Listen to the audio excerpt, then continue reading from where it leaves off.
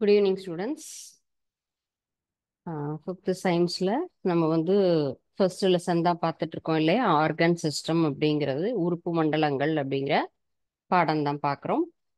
First நம்ம பார்த்தது வந்து டைஜஸ்டிவ் சிஸ்டம் இல்லைங்களா? டைஜஸ்டிவ் சிஸ்டமில் digestive tract and then digestive gland அப்படின்னு ரெண்டு டாப்பிக்காக செரிமான பாதை, செரிமான சுரப்பிகள்லாம் என்னென்ன அப்படிங்கிறதெல்லாம் நம்ம பார்த்தோம் இல்லையா?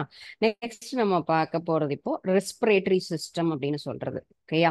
ஸோ இந்த ரெஸ்பிரேட்டரி சிஸ்டம்ல என்னென்ன பார்ட் இருக்கு, அது எப்படி நம்ம வந்து சுவாச மண்டலம் அப்படின்னா என்ன, எப்படி சுவாசிக்கிறோம் அப்படிங்கிறது எல்லாத்தையுமே நம்ம இப்போ பார்க்கலாம். ஓகேயா?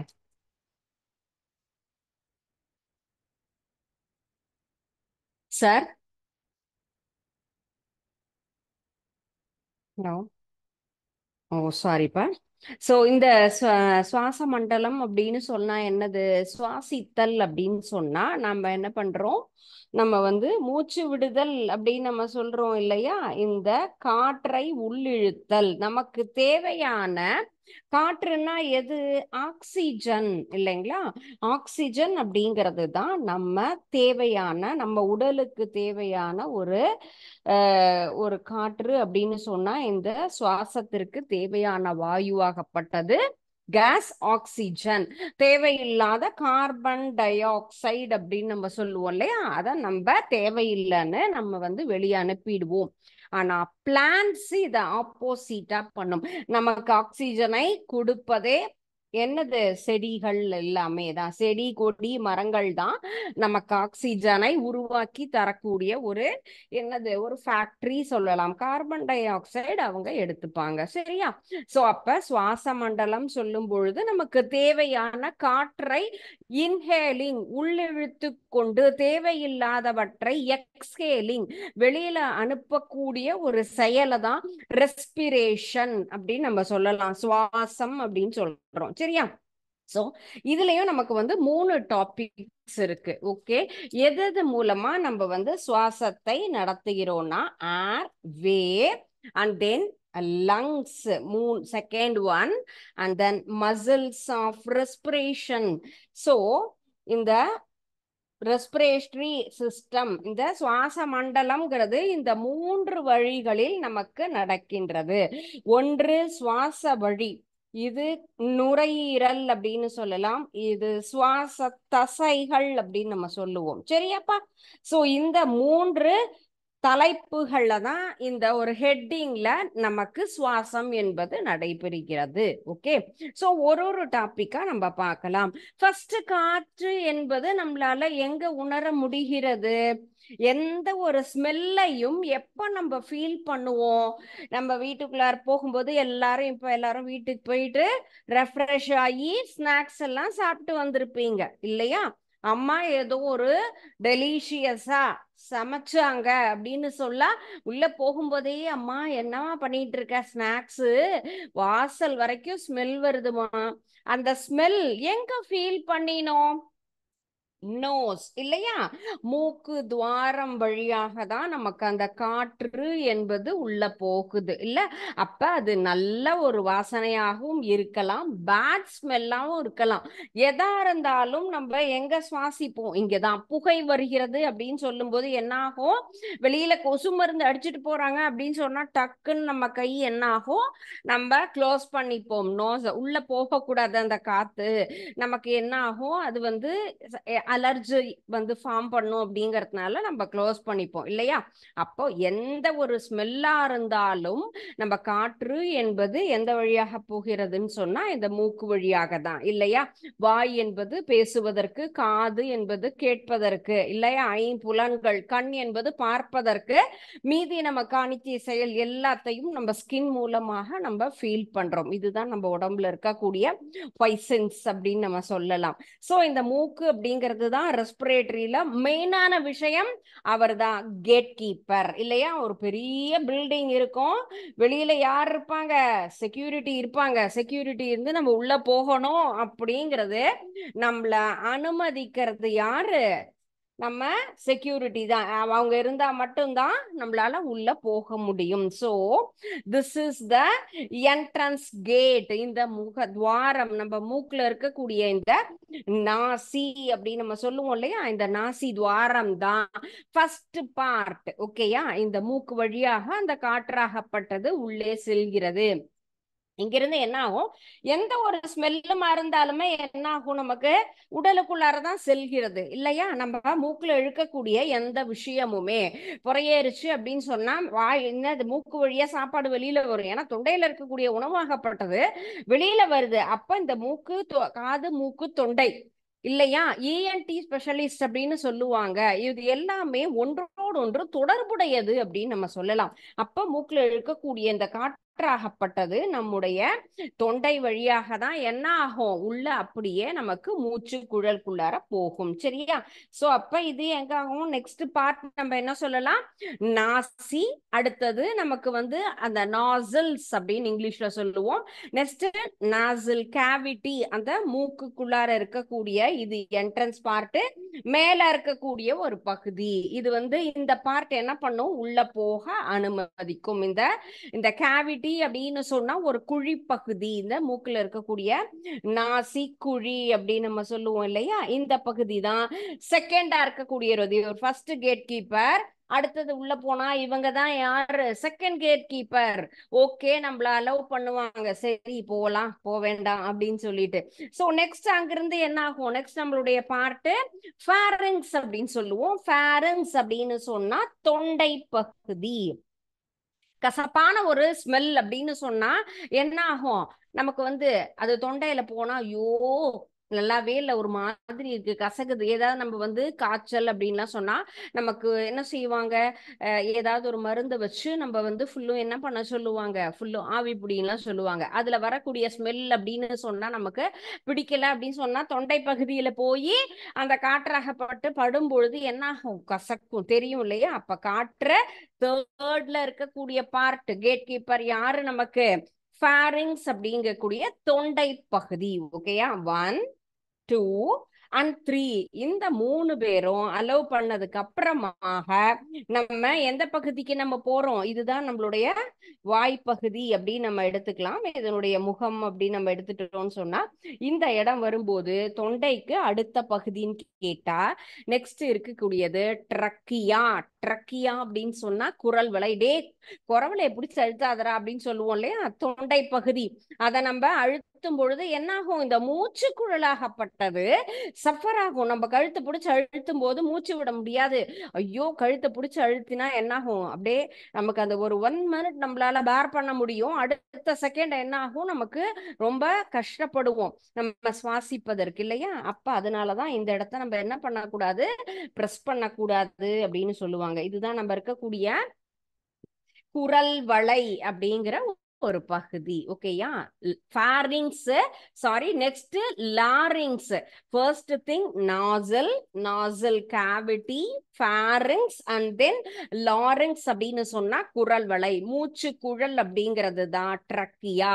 நெக்ஸ்ட் இந்த காற்றாகப்பட்டது இந்த 4 பேரை என்ன பண்றாங்க, பர்மிஷன் வாங்கிட்டு தான் நம் உடலில் இருக்கக்கூடிய இந்த குழல் போன்ற பகுதிக்கு நமக்கு வந்து உணவு செல்வதற்காக எப்படி உணவு குழல் அப்படிங்கறத பார்த்தோமோ அதே போல இந்த காற்றாகப்பட்டது உள்ள செல்வதற்காக இந்த நம்ம இருக்கக்கூடிய மூச்சு குழல், தட் இஸ் ட்ரக்கியா அப்படின்னு நம்ம சொல்லலாம். இவங்க தான் அந்த காற்றை உள்ளெழுத்து அதுக்கப்புறம் நம்ம உடலில் இருக்கக்கூடிய இந்த நுரையீரல் அப்படிங்கிற ஒரு பகுதிக்கு என்ன பண்றாங்க, அனுப்புறாங்க. சோ 2 பகுதி இருக்கு சரியா, நமக்கு 2 நுரையீரல்கள் நம்ம ஒவ்வொரு உடம்புலும் இருக்கு. 2 லங்ஸ் அப்படின்னு சொல்லுவோம். ஓகேயா, 2 லங்ஸ் அப்படிங்கிறது 2 பிரிவுகளாக இருக்கு. இந்த மூச்சு குழல் அப்படின்னு வரும்போது இதுக்கப்புறம் என்ன ஆகும், மீண்டும் இது பிரிந்து அடுத்து சின்ன சின்ன சின்ன குழல்களாக உள்ள செல்லும். இதுல காற்று பைகள் அப்படிங்கிறது சின்ன சின்ன பேக் மாதிரி இந்த இடத்துல இருக்கும். ஓகேயா, இதுதான் நம்ம பார்க்கக்கூடிய ஒரு சுவாச மண்டலம். இந்த இது நம்ம என்ன சொன்னோம், மூச்சு குழல் அப்படின்னு சொன்னோம். மூச்சு குழலுக்கு அடுத்த பகுதி நம்ம பார்க்கிறது என்னன்னு கேட்டா மூச்சு கிளை குழல் அப்படின்னு சொல்லலாம். நெக்ஸ்ட் அதனுடைய சப் பார்ட்டுக்குள்ளார போகுது. அடுத்தது மூச்சு சிற்றறை அப்படின்னு சொன்னா உள்ள இருக்கக்கூடிய ஒவ்வொரு அந்த பகுதிகளுக்கும் நம்ம நுரையீரல்ல இருக்கக்கூடிய அந்த சின்ன சின்ன பேக்ஸ் எல்லாத்துலயுமே போகும். இது என்ன சொல்லலாம், வலது நுரையீரல், இடது நுரையீரல். இது அந்த சைட்ல இருந்து பார்க்கும்போது என்ன ஆகும், இது ரைட்டு, இது லெஃப்ட். அப்ப வலது நுரையீரல், இது இடது நுரையீரல்னு எடுத்துக்கலாம். ஸோ நுரையீரல் என்பது என்னது, 2 பாகங்களாக நமக்கு பிரிஞ்சிருக்கு, ரைட் அண்ட் லெஃப்ட் அப்படின்னு சொல்லிட்டு. ஓகே, ஃபர்ஸ்ட் திங் காற்றாகப்பட்டது ஏர் அப்படிங்கிறது என்டர் ஆகக்கூடிய பார்ட் நம்ம சொல்லக்கூடிய இந்த நாசி துவாரம் அப்படின்னு சொல்லுவோம் இல்லையா, இந்த ஹோல்ஸ் மூக்குல இருக்கக்கூடிய 2 ஹோல்ஸ் வழியாக. So nozzles and then nozzle cavity அப்படின்னு சொன்னா குழி, அந்த மேல இருக்கக்கூடிய ஒரு குழி பகுதி அப்படின்னு சொல்லலாம். நெக்ஸ்ட் பார்ட் ஃபேரிங்ஸ், தொண்டை பகுதி. அடுத்தது நம்ம குரல் வலை, லாரிங்ஸ் சொல்லுவோம். ட்ரக்கியா அப்படின்னு சொன்னா மூச்சு குழல். இந்த குழலுக்குள்ளார இந்த காற்றாகப்பட்டது உள்ள இழுத்து அண்ட் தென் 2 நுரையீரல் பகுதிகளுக்கும். நீங்க எல்லாருமே தியானம் பண்ணியிருக்கீங்களா, மெடிடேஷன் அப்படின்னு சொல்லிட்டு? அப்போ நம்ம மெடிடேஷன் பண்றது, அடுத்தது வந்து பிராணாயாமம் சொல்லுவாங்க, மூச்சு பயிற்சி அப்படின்னு சொல்றது. பயிற்சி அப்படின்னு சொன்னாலே என்னது, நம்ம கரெக்டான ப்ராப்பரான பிராக்டிஸோட செய்யணும், யாராவது ஹெல்ப் பண்ணணும். ஸோ நம்ம இந்த 2 துவாரம் வழியாக, ஒரு துவாரத்துல நம்ம என்ன பண்றோம், என்ன பண்றோம், ஏரை இன்ஹேல் பண்ணி உள்ள அனுப்பி அடுத்த துவாரத்தின் வழியாக ஒரு நிமிஷம் கழிச்சு என்ன பண்றோம், நம்ம வந்து ரிலீஸ் பண்ணணும். இழுக்கும் பொழுது, இன்ஹேல் பண்ணும் பொழுது பொறுமையா இழுக்கணும், ரிலீஸ் பண்ணும்போது வேகமா நம்ம செய்யணும். அதுதான் நம்ம சொல்லக்கூடிய அந்த பிராணாயாமம் அப்படின்னு சொல்றது. ரொம்ப மிக மிக மிக நல்ல ஒரு பயிற்சி அப்படின்னு நம்ம சொல்லலாம். அந்த பிராணாயாமம் பண்ண பண்ண நம்முடைய மூச்சு குழலாகப்பட்டது என்ன ஆகும் கேட்டா ஃபுல்லா கிளியர் ஆகும், சுத்திகரிக்கும். உங்களுக்கு வேற எந்த ப்ராப்ளமும் வராது. கோல்டு அடிக்கடி ஒரு சிலருக்கு பார்த்தா கோல்டு, ஃபீவர் அண்ட் தென் நமக்கு வந்து என்ன சொல்லுவோம், டஸ்ட் அலர்ஜி சொல்லுவாங்க. இந்த மாதிரி எந்த ஒரு பிரச்சனைகளுமே வராது when you practice that pranayama. So அந்த இதை நம்ம கண்டிப்பாக ஒவ்வொரு நாளுமே செய்யணும். யாராவது ஒரு எல்டர்ட்ட ப்ராப்பரா லேர்ன் பண்ணி செய்யுங்க. நம்ம வந்து ஒரு நாளைக்கு எவ்வளவு தூரம் நம்ம செய்யலாம், இந்த நம்ம ஒரு நிமிஷத்திற்கு நம்ம எத்தனை முறை சுவாசிக்கிறோங்கிறத சொல்லியிருக்காங்க இல்லையா, 16 to 18 டைம்ஸ் நம்ம என்ன பண்றோம், ஒரு நிமிஷத்துக்கு சுவாசிக்கிறோம். அதே ஒரு நாளைக்குன்னு சொன்னா 20,000. ஸோ இப்படி நம்ம பிராணாயாமம் பண்ணும்போது ஸ்லோவா பண்றோமா, அப்படி பண்ண பண்ண நம்முடைய லைஃப் பீரியட் அப்படிங்கிறதும் இன்க்ரீஸ் ஆகும். வேக வேக வேகமா சுவாசம் இல்லாம நிதானமான ஒரு சுவாசமாக நம்முடைய சுவாசம் என்பது மாறும். அதுலயும் இந்த ஒரு பிராக்டிஸ்னால நமக்கு சரியான படியில உள்ள இருக்கும். நமக்கு எந்த ஒரு அந்த தொண்டை சம்பந்தப்பட்டது, நமக்கு வந்து சுவாசம் சம்பந்தப்பட்ட எந்த ஒரு பிரச்சனைகளுமே நமக்கு என்ன ஆகாது, வரவே வராது. அந்த மாதிரியா இருக்கணும் அப்படின்னு சொன்னா என்ன பண்ணலாம், இத ப்ராப்பரா எல்லாருமே பிராக்டிஸ் பண்ணுங்க. சோ ஃபர்ஸ்ட் டாபிக் நம்ம பார்த்த சுவாச வழி. சோ இதுதான் என்னது, இந்த வழியாக நம்ம என்ன பண்ணிட்டோம், இந்த ரெஸ்பிரேஷன் அப்படிங்கிற ஒரு விஷயத்த நம்ம எப்படி இருக்குங்க பாக்குறோம். Okay, this is respiratory system. இதுதான் இது என்னது, நம்ம இந்த பார்ட் கொடுத்திருக்காங்க இல்லையா. சோ ஃபர்ஸ்ட் என்ட்ரன்ஸ் இந்த நாசில் அண்ட் தென் நாசில் கேவிட்டி அப்படின்னு சொல்லும். இது pharynx, larynx and then trachea, lungs. இதுதான் இதுல இருக்கக்கூடிய நம்ம பிராங்கியா ஹோல்ஸ் அப்படின்னா மூச்சு கிளை குழல் சொல்லலாம். அடுத்தது மூச்சு சிற்றறை சொல்றது அலிவோலி அப்படின்னு சொல்லலாம். சோ இந்த இது பாருங்க தனித்தனியா எப்படி இருக்கு, நமக்கு வந்து இந்த குழலாகப்பட்டது உள்ள இந்த பை எல்லாம் எப்படி இருக்கு பாருங்க. இது ஃபுல்லும் சின்ன சின்ன சின்ன பேக்ஸா, இது பாருங்க இந்த இடத்துல இப்படிதான் இருக்கு பேக் பாருங்க. பல்மரி ஆர்ட்ரியோல், பல்மரி வென்யூல், இந்த காற்று சிற்றறை பைகள் அப்படின்னு நம்ம சொல்றோம் இல்லையா, மூத்து சிற்றறை அப்படிங்கிறது இந்த மாதிரி தான் இருக்கும். இந்த பிளேஸ்ல எல்லாம் காற்றாகப்பட்டது உள்ள நமக்கு வந்து போயிட்டு வரும். சரிங்களா. சோ இதுதான் நம்ம ஃபர்ஸ்ட் பார்ட் பார்த்த சுவாச வழின்னு சொல்லக்கூடிய ஒரு பார்ட், ஏர்வே. செகண்ட் திங் நம்ம பார்க்கக்கூடியது என்னது, லங்ஸ் அப்படின்னு சொல்றோம். சோ லங்ஸ் அப்படின்னு சொன்னா இந்த 2 பகுதி தான் இல்லையா? 2 நுரையீரல்கள், வலது நுரையீரல், இடது நுரையீரல் அப்படின்னு 2 நுரையீரல் பகுதியாகப்பட்டது இருக்கு. ஓகே, சோ இந்த நுரையீரல் அப்படிங்கிறது தான் மெயின் பார்ட். யார் நம்ம ஒரு சினிமான்னு எடுத்தா ஹீரோ தான் நமக்கு, sorry, main part. So the same way respiratory சிஸ்டத்துல யார் ஹீரோன்னு கேட்டா இந்த லங்ஸ் இருந்தா மட்டும்தான் நம்மளால என்ன பண்ண முடியும், இந்த சுவாசம் அப்படிங்கறதே நம்மளால என்ன பண்றது, மூச்சு இல்ல, மூச்சு விடுதல் அப்படிங்கிறது தான் நம்ம லைவா இருக்கோம் அப்படிங்கிறதுக்கு உண்டானது இல்லையா? நம்மளால சுவாசிக்க முடியல, சுவாசம் முடிஞ்சிருது அப்படின்னு சொன்னா life period is over. Okay, so அது மாதிரி என்ன பண்ணணும், இந்த மூச்சு குழல் இந்த வழியாக காற்றை உள்ள இழுத்து இந்த லங்ஸ் ஃபங்க்ஷன் ஆகணும். அந்த மாதிரி தான் நம்ம என்ன பண்றோம், காற்றை உள்ள இழுக்கும் பொழுதுதான் மூச்சு விடுதல் அப்படிங்கிற செயல் இருக்கும். இது வந்து என்ன மாதிரி இருக்கு நமக்கு, இது ஒரு ஜோடி கோன் ஷேப்ல இருக்கக்கூடிய ஒரு ஆர்கன் அப்படின்னு சொல்லலாம். எப்படி இருக்குன்னு கேட்டா நம்மளுடைய ரிப்ஸ் இருக்கு இல்லையா, ரிப் கேஜ் அப்படின்னு சொன்னா விலா எலும்புகள் சைட்ல இருக்க கூடிய இந்த பகுதியில இருக்கும் இல்லையா, இந்த எலும்பை தான் நம்ம என்ன சொல்லுவோம், ரிப் கேஜ் அப்படின்னு சொல்லுவோம். அந்த பகுதியில தான் நம்ம என்ன இருக்கும், அதனுடைய 2 பக்கத்திலும் உள் பக்கத்துல உள்ள இருக்கக்கூடிய எல்லா ஆர்கனுமே ரொம்ப சேஃப்டியா இருக்கணும் இல்லையா? அப்ப இதயத்தினுடைய 2 புறங்களிலும் எப்படி இருக்கு, சேஃப்டியாக இந்த ஹார்ட் லங்ஸ் அப்படிங்கிறது இருக்கு ஹார்ட்டுக்கு பக்கத்துல. சோ நமக்கு சுவாசம் என்பது இந்த பிளேஸ்ல தான் நடக்கணும். நம்ம வந்து ஒவ்வொரு இதயம், கிட்னி, அடுத்தது நுரையீரல், உள்ள இருக்கக்கூடிய சிறுகுடல், இது எல்லாமே ரொம்ப சென்சிட்டிவான பார்ட்.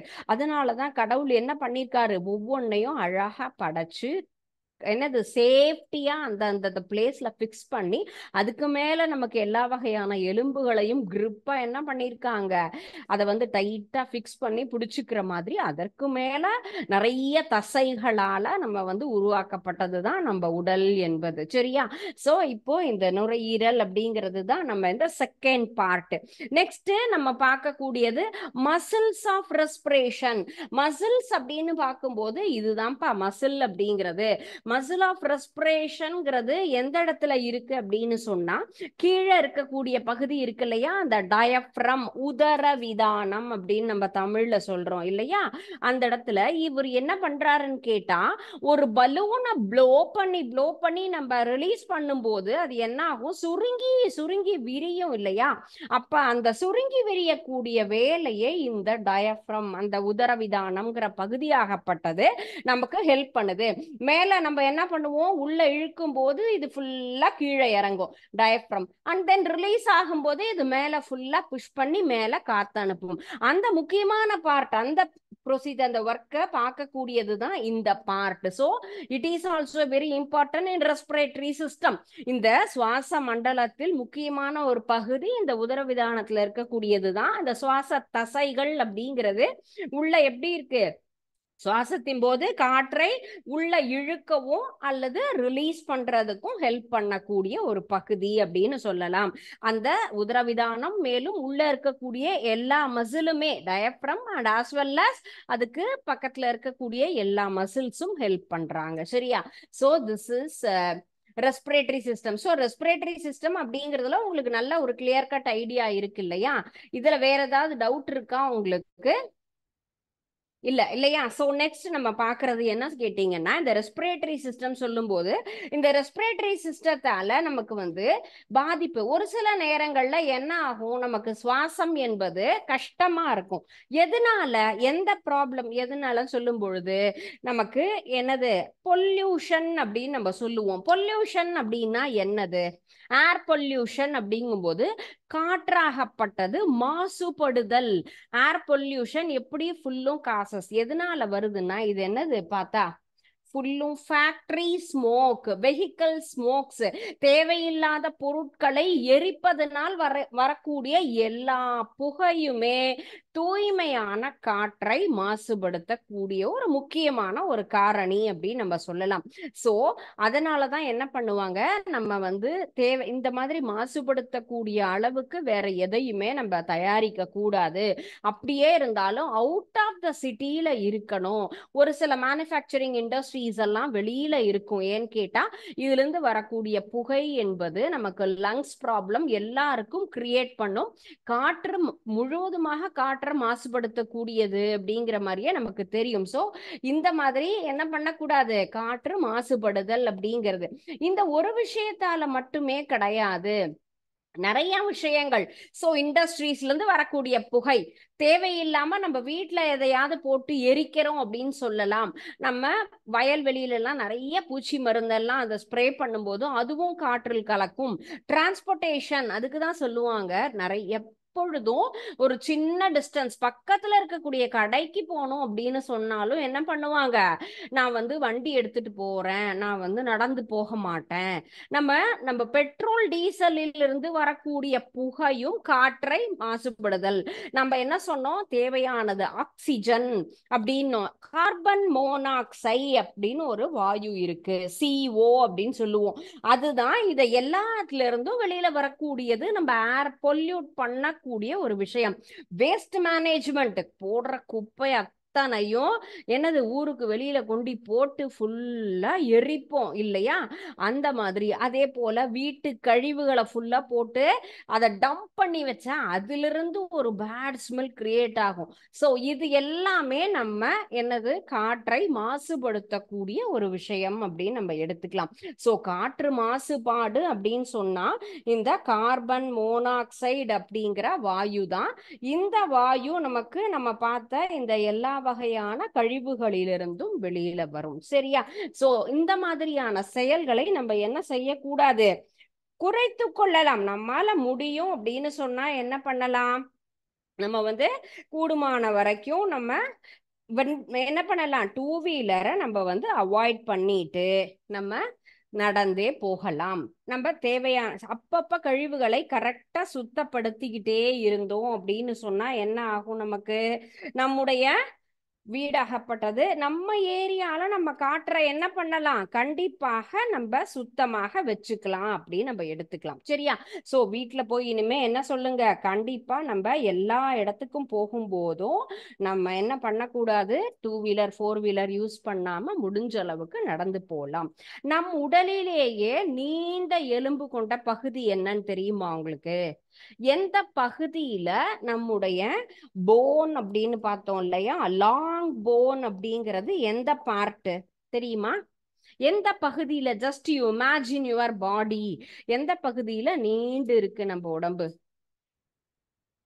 எஸ், நம்ம தை அப்படின்னு சொல்றோம் இல்லையா, தொடை எலும்பு, ஃபியூமர்னு சொல்லுவோம். இந்த தொடை எலும்பு தான் நம் உடலில் இருக்கக்கூடிய ஒரு நீண்ட எலும்பு சொல்லலாம். நம் உடல்ல மொத்தம் எத்தனை எலும்புகள் இருக்கு தெரியுமா? 206 எலும்புகள் அப்படிங்கிறது நம்ம உடம்புல இருக்கு. சரியா? சோ இப்போ நம்ம இன்னைக்கு பார்த்தது ரெஸ்பிரேட்டரி சிஸ்டம்னா என்ன அப்படின்னு பார்த்தோம். ரெஸ்பிரேட்டரி சிஸ்டம் 3 பார்ட்டா பார்க்கலாம். சுவாச வழி, நுரையீரல், சுவாச தசைகள் அப்படின்னு 3 பார்ட்டா நம்ம பிரிச்சிருக்கோம். சுவாச வழி அப்படின்னு சொன்னா அது வந்து மூக்கு துவாரம், நாசிக்குழி, தொண்டை, குரல் வளை, மூச்சு குழல், மூச்சு கிளைக்குழல், சிறுகுழல் அண்ட் தென் மூச்சு சிற்றறை. இது வழியாக நமக்கு காற்றாகப்பட்டது உள்ள என்ன ஆகும், உள்ள போயிட்டு அந்த காற்றை அங்க சுத்திகரிச்சு தேவையான ஆக்சிஜனை மட்டும் உடலுக்கு அனுப்பிவிட்டு தேவையில்லாத கார்பன் டை ஆக்சைடை வெளியில தள்ளிடும். அதுதான் இந்த நுரையீரலினுடைய வேலை. சுவாசம் அப்படிங்கிற ஒரு செயல், நுரையீரல் அப்படிங்கிறது தான் அதனுடைய வேலை.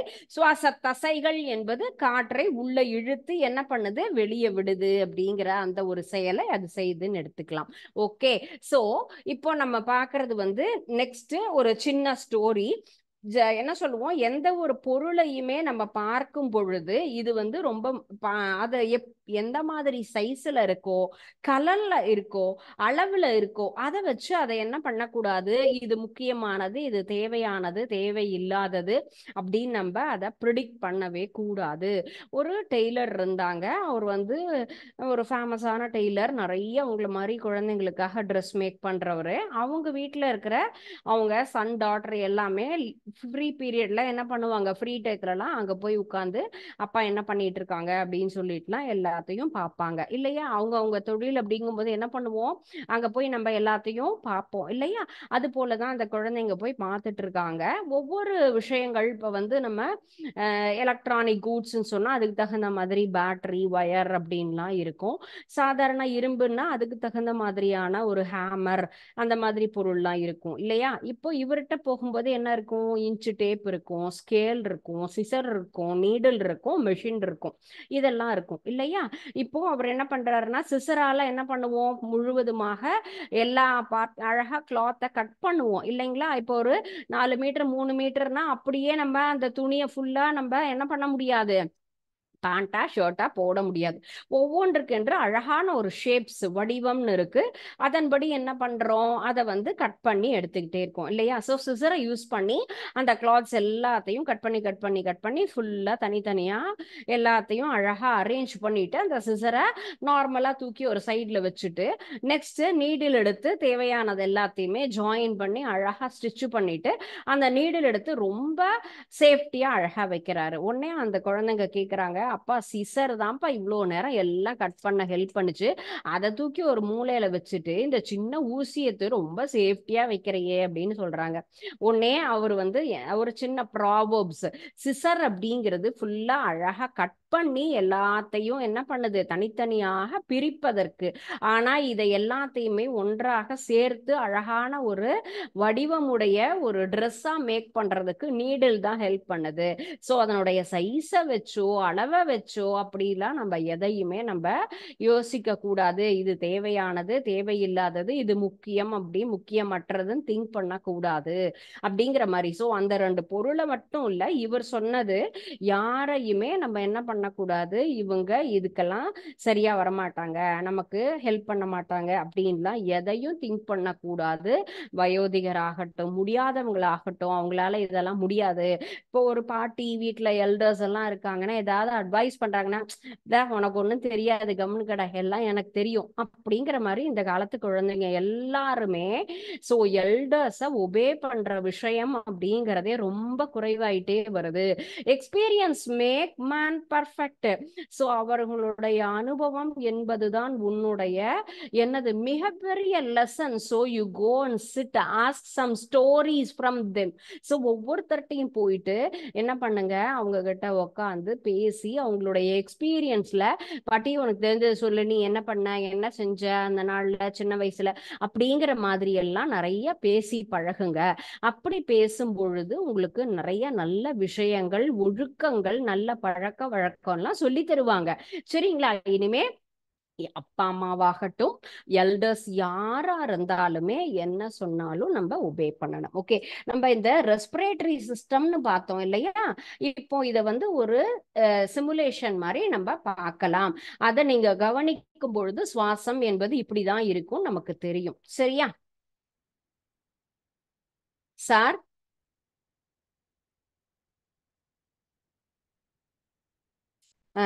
ஸ்டூடெண்ட்ஸ், நெக்ஸ்ட் கிளாஸ் நான் அதை உங்களுக்கு அழகாக விசிபிளாக காமிக்கிறேன். ஒரு ரெஸ்பிரேட்டரி சிஸ்டம் நம்ம வந்து எப்படி அப்படிங்கிறது அழகாக அந்த இதில் இருக்கும். நான் நெக்ஸ்ட் டைம் கிளியராக உங்களுக்கு ஷோ பண்ணுறேன். இப்போ நம்ம அடுத்து பார்க்க போகிற ஒரு சிஸ்டம் என்ன அப்படின்னு பார்த்தோம்னா, நெக்ஸ்ட் நம்ம பார்க்கறது ரொம்ப இம்பார்ட்டண்ட்டான சர்க்குலேட்டரி சிஸ்டம். சர்க்குலேட்டரி சிஸ்டம்னா இரத்த ஓட்ட மண்டலம். இரத்த ஓட்ட மண்டலம் என்பது யார் ஹீரோ? இதயம் இல்லையா. நம்ம எப்படி நுரையீரல் என்பது எவ்வாறு முக்கியமானதோ அது போல இதய துடிப்பு அப்படிங்கிறது ரொம்ப முக்கியம். இதயம் என்பது முக்கியமான விஷயம். யாருன்னு கேட்டா ரத்தத்தை நமக்கு நம்ம உடல் முழுவதுமாக நமக்கு என்ன பண்ணக்கூடிய ஒரு வேலையை அழகா ஆக்சிஜனோட கரெக்டா அனுப்புறதுன்னு கேட்டா இந்த இதயம் தான். இந்த இதயம் அப்படிங்கிற பார்ட்டு தான் என்ன சொல்லுவோம் ஜென்ரலா, என்ன ஆகும், இது சுருங்கி ஃபுல்லும் விரியும். அந்த டப் அப்படிங்கிற ஓசை அப்படின்னு சொல்லுவோம். இதய துடிப்பு எவ்வாறு நம்ம உள்ள இருக்கக்கூடிய எல்லா விஷயங்களுமே நம்முடைய கண்ட்ரோல் எதுவுமே கிடையாது. இப்ப பேசணும்னு நினைச்சா பேசலாம், பேச வேண்டாம்னா நம்ம சைலண்டா இருக்கலாம், நம்ம எழுதணும்னா எழுதலாம், தூங்கணும்னா தூங்கலாம். எக்ஸ்டர்னலா நம்ம செய்யக்கூடிய ஒரு சில வேலைகள் எல்லாத்தையுமே நம்மால என்ன பண்ண முடியும், கண்ட்ரோல் பண்ண முடியும். பட் ஆர்கன்ஸ் உள்ள இருக்கக்கூடிய ஒவ்வொரு ஆர்கன் சிஸ்டமுமே, இப்ப நம்ம பார்க்கக்கூடிய முதல்ல பார்த்த என்னது, நமக்கு வந்து பார்த்தது செரிமான மண்டலம். டே ஜெரிக்காத, அப்படியே இரு அப்படின்னு நீ கண்ட்ரோல் பண்ணா அது வெயிட் பண்ணுமா, வயிறு பசிக்கும் இல்லையா?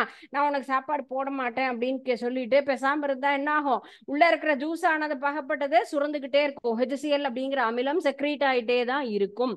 அதே போல இதயத்தை துடிக்காத, கொஞ்ச நேரம் ரெஸ்ட் எடு, பாவம் ஏன் இவ்வளோ நேரம் செஞ்சுக்கிட்டே இருக்க, சொல்றோமா, சொல்றது கிடையாது. ஏன்னா இது எல்லாமே வித்தவுட் அவர் கண்ட்ரோல், நம்முடைய கையில எதுவுமே இல்லை. நம் பிறப்பிலிருந்து நம்முடைய கடைசி நிமிடம் வரைக்கும் அந்த உள்ள இருக்கக்கூடிய ஒவ்வொரு மண்டலங்களும் தானாக தன் வேலையை செஞ்சு கொண்டுதான் இருக்கும்.